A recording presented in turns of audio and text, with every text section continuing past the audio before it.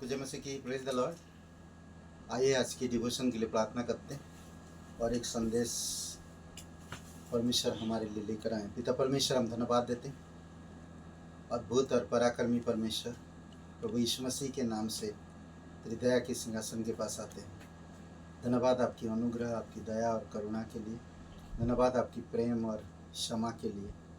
धन्यवाद देते हैं आपकी पवित्र लोगों के लिए जो आज तेरे राज्य के प्रति, तेरे वचन के प्रति, तेरे उद्देश्य और तेरे सिद्धांतों के प्रति त्याग करते हैं। पिता, धन्यवाद देते हैं उन तमाम भाई बहनों के लिए जो आपको चुने हैं, आपके राज्य को चुने हैं, आपको पीछे जो लोग चलते हैं उनके लिए हम धन्यवाद देते हैं। इस समय को आपकी आत्मा के द्वारा आप अगुवाई करो और हमें समझने की आत्मा दो पिता, ताकि हम तेरे वचनों को समझ सकें। यीशु मसीह के नाम से मांगते हैं, आमीन। ओके, हम जो बात करेंगे आज और वो है, एक वचन पढ़ते हैं, उसके बाद फिर हम लोग चलते हैं आगे। भजन संहिता 145 और वचन 3।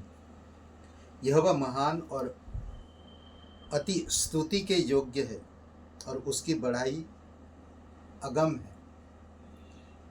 परमेश्वर, आज जो हम लोग शीर्षक यानी कि विषय के बारे में बात करेंगे, उसकी महानता अनोखी है।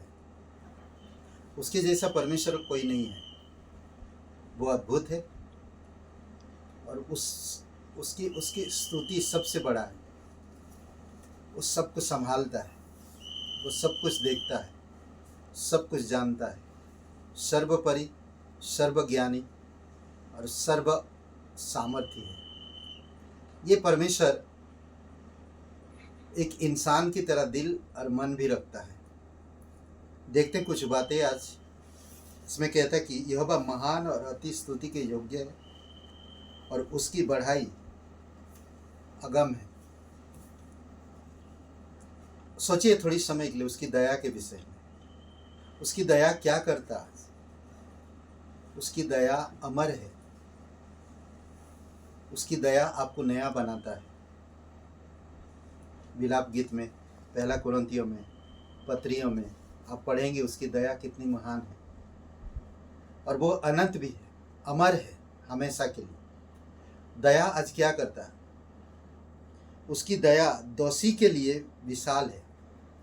उसकी दया एक इंसान को दोषी भी करार देता है। जब आप गलत करें और आपको कोई दया दिखाए तो आपको कैसा महसूस होगा? यही परमेश्वर करता है और इस प्रकार का दिल सबके पास नहीं होता है, सिर्फ परमेश्वर के पास ही है। बहुत से लोग ऐसे देखे हैं, मैं पास्टर काल के जीवन को देखा है। बहुत सारे लोग उनके प्रति बहुत गलत व्यवहार किए, फिर भी उन्होंने उन लोगों को उतना ही चाहा जितना उनको चाहते थे। वैसा सेम परमेश्वर भी। कुरिन्थियों के पत्री में हम देख सकते हैं, अद्भुत बातें कहता परमेश्वर। पौलुस इस दया को अच्छी तरह से समझ गया था और जान गया था, और इसीलिए पौलुस कहता कि मैं कुछ भी नहीं हूँ, सब कुछ परमेश्वर है और उसकी दया के अनुसार है। दूसरी बात हम इफिसियों का 2:4 में देख सकते हैं, उसका प्रेम पापी के प्रति महान है। एक दोषी ठहराने के लिए उसकी दया आपको दोषी बनाता, फिर आपको नया बनाता। उसका प्रेम पापी के प्रति महान। किस तरह से? इफिसियों का 2 अध्याय वचन 4 में देखिए। मैं वचन पढ़ता हूँ। इफिसियों का 2 अध्याय वचन 4। परंतु परमेश्वर जो दया का धनी अपने उस बड़े प्रेम के कारण जिससे उसने हमसे प्रेम किया, उसका प्रेम बड़ा है, सबसे बड़ा। उसके जैसा प्रेम और कोई कर ही नहीं सकता। कई बार हम उसकी प्रेम को ठुकराते हैं, समझ नहीं रखते हैं। परमेश्वर के प्रेम की विपरीत हम काम करते हैं। इसी वजह से कई बार हम वो सुकून, वो शांति, वो आनंद नहीं महसूस कर पाते। फिर भी परमेश्वर हम लोगों से प्रेम करता है। उसका प्रेम हम किससे तुलना करें?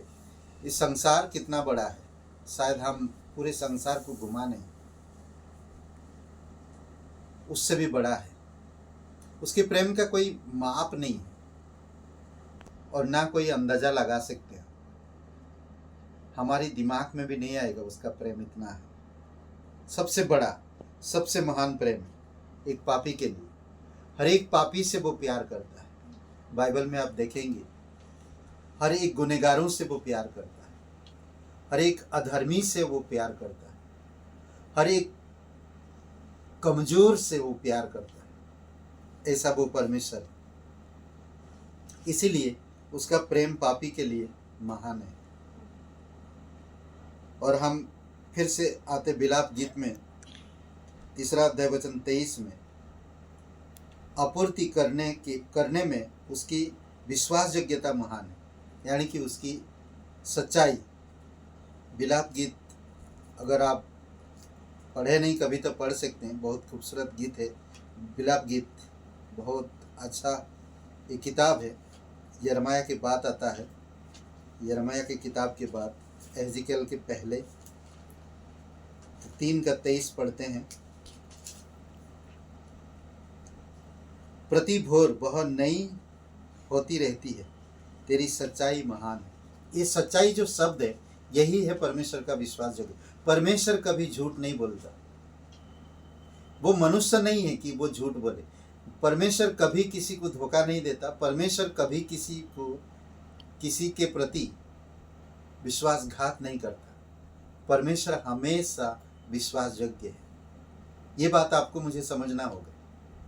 अगर आप परमेश्वर की प्रेमी हो, परमेश्वर में भक्ति रखते हो, परमेश्वर को समझते हो, तो आप अपनी इच्छाओं को मारना होगा और परमेश्वर की सच्चाई को समझना होगा, उसकी विश्वासयोग्यता को समझना होगा। वो आपके साथ हमेशा वफादार है, हमेशा, थोड़ी समय के लिए नहीं, हमेशा।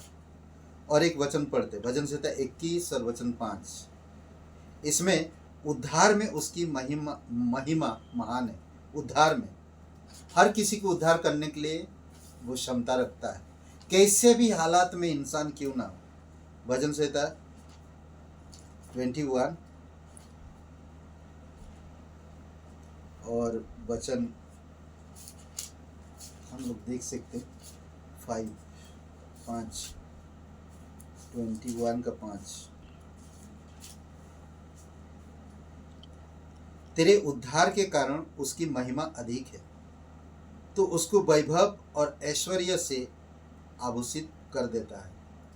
अद्भुत बात कहता है, विजय देता, उद्धार देता, बल देता, हिम्मत बढ़ाता और ऊंचा करता।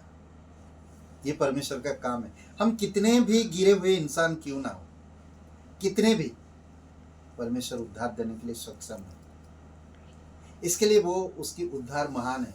आज धन्यवाद हम कर सकते हैं, हर एक विश्वासी भाई बहन परमेश्वर की महिमा कर सकते हैं और करते भी हैं, क्योंकि उसने हमें उद्धार दिया है। अद्भुत है, उसका उद्धार महान है। कौन एक पापी इंसान के लिए, दोषी इंसान के लिए, अपराधी इंसान के लिए, गलत इंसान से प्रेम करेगा? कौन? अगर प्रेम करेगा भी तो भी कहीं ना कहीं, कभी ना कभी उसकी गलतियों का उजागर कर देगा। पर परमेश्वर ऐसा नहीं है। परमेश्वर कभी नहीं कहेगा जिसको उद्धार मिला है उसको एक दिन अपने साथ स्वर्ग में शांतिपूर्वक रखेगा। ये परमेश्वर की खासियत है। ये परमेश्वर, ये सारी चीज़ों में परमेश्वर अनोखीपन है। ये सारी चीज़ें, उसकी उद्धार वो महान है, उसकी विश्वासयोग्यता महान है, उसका प्रेम महान है, दया विशाल है, अद्भुत है। इसीलिए उसकी बढ़ाई अगम है। आमीन। आइए प्रार्थना करते हैं। पिता परमेश्वर, हम धन्यवाद देते हैं, आपकी स्तुति महिमा करते हैं। जीवित और पराक्रमी परमेश्वर, सारे भाई बहनों के लिए जो मीडिया में डिवोशन सुनते हैं, यूट्यूब में, प्रभु यीशु आप उन्हें अभिषेक करो, आपके वचनों में आप उन्हें समझ दो, तेरी आत्मा के द्वारा वचनों को पढ़ें, प्रार्थना करें, आपको आपकी इच्छा को समझ सके, आपके उद्देश्य को समझ सके। प्रभु यीशु आपकी योजनाएं उनके प्रति जो रखें उनको क्लियरिटी मिल सके, उन्हें आप मदद करें। धन्यवाद देते, तेरी स्तुति महिमा करते, यीशु मसीह के नाम से मांगते, आमीन।